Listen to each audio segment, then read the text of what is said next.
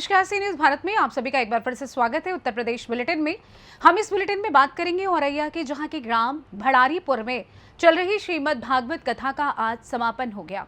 आगे बात करेंगे गोंडा की, जहां मूलभूत गंभीर समस्याओं को देखते हुए समाजवादी पार्टी के पूर्व प्रत्याशी सहित अन्य अधिकारी ने जिला मजिस्ट्रेट को सौंपा ज्ञापन। आगे चर्चा होगी हरदोई की, जहां जिलाधिकारी को भेजे गए शिकायतकर्ता पत्र के अनुसार मनरेगा के कार्य में लाखों के घोटाले कागज में दर्शाए जा रहे हैं। इन तमाम खबरों पर करेंगे विस्तार से चर्चा। औरैया में ग्राम भड़ारीपुर में विगत कुछ वर्षों से चल रही श्रीमद् भागवत कथा का आज समापन हुआ। इस अवसर पर पूर्व राज्य मंत्री राम शुक्ला द्वारा सुप्रसिद्ध कथावाचक आचार्य अंकुश का माल्यार्पण कर सम्मान किया। आज श्रीमद् भागवत कथा में आचार्य अंकुश महाराज द्वारा भक्तों को सुदामा चरित्र कथा का श्रवण कराया गया। प्रसिद्ध कथावाचक अंकुश महाराज द्वारा भक्तों को कृष्ण के बचपन के मित्र सुदामा के चरित्र के बारे में श्रीमद् भागवत कथा के माध्यम से समझाया गया। इस अवसर पर कार्यक्रम के आयोजक प्रेम नारायण पांडे, परिक्षित ब्रह्मादत्त पांडे और अरुणा पांडे सहित कार्यक्रम के संयोजक नेहा पांडे, मयंक पांडे एवं समस्त पांडे परिवार उपस्थित रहा। इस अवसर पर श्रीमद् भागवत कथा को सुनने के लिए सैकड़ों की संख्या में श्रोता उपस्थित रहे। औरैया से सी न्यूज संवाददाता श्याम सिंह की रिपोर्ट।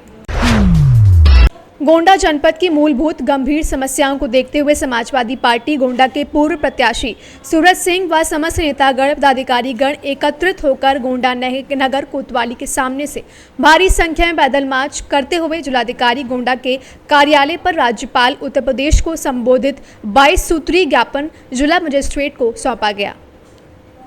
लेकिन सहयोग मात का खेल रोज खेलते हैं। कहीं ना कहीं भारतीय जनता पार्टी के सत्ता पक्ष के नेता, जो हमारे समाजवादी पार्टी या अन्य दलों के नेता हैं, उन सबको कार्यकर्ता को प्रताड़ित करने का काम करते हैं। उनके खिलाफ फर्जी मुकदमा लिखाने का काम करते हैं, प्रतिशोध की भावना से काम करते हैं। हमारे ज़िले के जनपद के जो सम्मानीय विधायक हैं, हमारे ज़िले के जनपद के सम्मानीय सांसद हैं, वो लोग उनकी मदद करके फर्जी मुकदमा दर्ज करवाते हैं। हमारा मुद्दा ये था, किसान आज परेशान है, डीएपी की कमी है। डीएपी के साथ साथ कहीं ना कहीं गन्ना मूल्य का जो भुगतान है वो भी रुका हुआ है। पिछले साल का बजाज चीनी मिल का अकेले 100 करोड़ रुपए गन्ना बकाया भुगतान बचा हुआ है। हम आज इस ज्ञापन के माध्यम से बजाज कुदुर्की चीनी मिल को भी ये घोषणा करने आए हैं, उनको हम ये ऐलान करने आए हैं कि आप जल्द से जल्द इस पैसे को निस्तारण रूप से करिए, इधर हट जाओ, नहीं तो हम लोग वहाँ भी आंदोलन करेंगे, बजाज चीनी मिल को घेरने का काम करेंगे। और उस काम में प्रशासन भी हमारा साथ दे, क्योंकि प्रशासन अगर पैसा नहीं दिला सकता है तो हम लोग को मजबूरन सड़क पे आना पड़ेगा और आंदोलन करना पड़ेगा। आज शहर में जाम की समस्या है, बड़े बड़े पुल क्षतिग्रस्त हैं। कहीं ना कहीं पुलों के रिपेयर के लिए जो ढंग से रिपेयरिंग होनी चाहिए वो नहीं हो रही है। नए पुल का प्रस्ताव पास नहीं हो रहा है। सरयू पुल पर भी कहीं ना कहीं नए पुल की ज़रूरत है। आज ढमुआ घाट का अप्रोच रोड, जहाँ पर बड़े नेता रहते हैं, वो अप्रोच रोड, बड़ी शर्म की बात है कि आज 2 साल हो गया वो अप्रोच रोड बनाने का काम नहीं हुआ। जबकि धन्यवाद देना चाहते हैं, मेरी जानकारी में है कि मसौदा चीनी मिल ने शायद उस अप्रोच रोड को रिपेयर कराकर जो गन्ना किसान है उनको मसौदा ले जाने के लिए अपने फ़ायदे के लिए काम करने का काम किया। लेकिन धन्यवाद कि आपने अपने फ़ायदे के लिए सही, लेकिन जनपद के रोड को बनाने का काम किया है। गोंडा से सी न्यूज संवाददाता मुजीब की रिपोर्ट। हरदोई में जिलाधिकारी को भेजे गए शिकायतकर्ता द्वारा पत्र के अनुसार मनरेगा के कार्य में लाखों के घोटाले कागज में दर्शाए जा रहे हैं, जिसकी पुनः जांच कराकर दोषियों के खिलाफ कड़ी कार्रवाई की मांग की गई है। वहीं जानकारी के अनुसार अहरोरी ब्लॉक के ग्रामीण इलाकों में आजकल ग्राम प्रधानों द्वारा मनरेगा के कार्यों में फर्जीवाड़े के तहत हजारों लाखों रुपयों का खेल किया जा रहा है। सबसे बड़ी बात है कि संबंधित विभागीय अधिकारी कर्मचारी खबर के बावजूद बेखबर हैं। ग्राम प्रधान विकास संबंधी लगभग सभी क्षेत्रों में भ्रष्टाचार को अपनाकर हजारों लाखों रुपए का खेल कर रहे हैं। अफसोस कहीं अधिकारियों की सक्रिय भूमिका तो नहीं, जिसका उदाहरण विकास खंड अहरौरी क्षेत्र की ग्राम पंचायत थोक माधो में देखने को मिली। वहीं भोगई पुरवा निवासी पंकज वर्मा पुत्र विनोद वर्मा ने क्या कुछ बताया, इस बारे में आइए आपको सुनवाते हैं।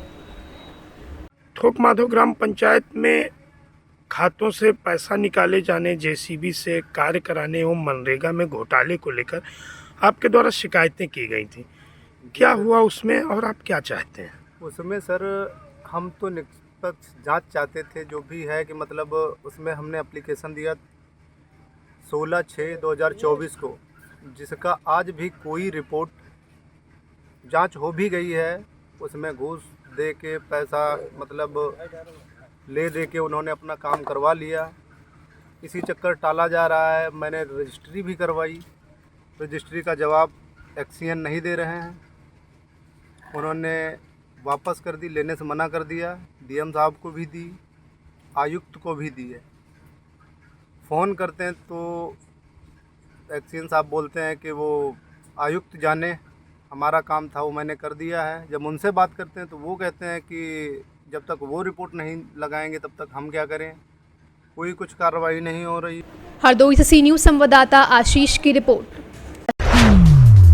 मिर्जापुर में पुलिस अधीक्षक अभिनंदन द्वारा विधानसभा उप निर्वाचन को सकुशल संपन्न कराने के दृष्टिगत पॉलिटेक्निक कॉलेज मिर्जापुर स्थित पोलिंग पार्टी रवाना स्थल का भ्रमण कर ड्यूटी पर लगे संबंधित अधिकारीगण और कर्मचारीगण को दिए गए आवश्यक दिशा निर्देश। देखिए, कल दिनांक 20 तारीख को यहाँ पर मझवा में उपचुनाव होने हैं और उसके दृष्टिगत आज जो है पोलिंग पार्टियों की रवानगी हुई है। लगभग हमारी जो है 90 से 100 पोलिंग पार्टियां हैं वो उसमें रवाना हो गई हैं और अगले आधे घंटे में सभी पोलिंग पार्टियां रवाना हो जाएंगी और लगभग 2 बजे तक सभी अपने अपने गंतव्य स्थल मतदान केंद्रों पर पहुंच जाएंगी और सभी बड़े सकुशल ढंग से सभी निकली हैं। ट्रैफिक की बहुत ही पुख्ता व्यवस्था थी यहाँ पर। इसके अलावा उसके बाद जो है उनको चेक किया जाएगा कि वो सभी लोग वहाँ पे प्रेजेंट हैं कि नहीं। और कितने की संख्या है पुलिसकर्मियों की, कितने की संख्या है? देखिए, पुलिसकर्मी तो सभी पोलिंग पार्टियों के साथ जो मानक हमें मिला होता है,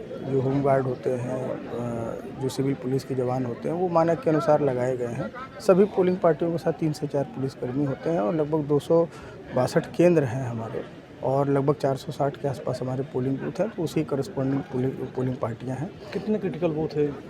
क्रिटिकल बूथ हमारे पास 122 हम लोगों ने उसको इस तरह के जो चिन्हित किए हैं जो मानक के अनुसार हमारे क्रिटिकल बने थे और उसके अलावा कुछ जो और संवेदनशील बूथ जो हम लोगों ने देखा है, जिन गाँवों में कभी भी इस तरह के मुकदमे ज़्यादा लिखे गए हैं, जो सेंसिटिव रहे हैं, तो उन सबों को चिन्हित करके कुल 122 इस तरह के केंद्र है जिसको हम लोगों ने बनाया है और उसमें पर्याप्त पुलिस की व्यवस्था की गई है और सभी जगह जो है आचार संहिता का पालन करते हुए जो कानून व्यवस्था को लेकर क्या कहेंगे कल? देखिए, कानून व्यवस्था बिल्कुल सामान्य है और कल भी जो है वो पूरी तरीके से एक हम लोग बिल्कुल शांतिप्रिय माहौल में चुनाव कराएंगे। कहीं किसी प्रकार की कोई उल्लंघन की न शिकायत आई है, न किसी प्रकार की कोई आपराधिक इस तरह कृत्य की सूचना हम लोग को मिली है। सभी जगह जो अधिकारी लगे हैं, हमारे पुलिसकर्मी लगे हैं, सभी मुस्तैद हैं और कल हम लोग बहुत ही अच्छे से शांतिप्रिय ढंग से चुनाव कराएंगे। मिर्जापुर से सी न्यूज़ संवाददाता अनिल केसरी की रिपोर्ट। फिलहाल उत्तर प्रदेश बुलेटिन में बस इतना ही। देश दुनिया की तमाम बड़ी खबरों को जानने के लिए जुड़े रहिए सी न्यूज़ भारत के साथ। हर खबर आपके साथ, आपके हाथ।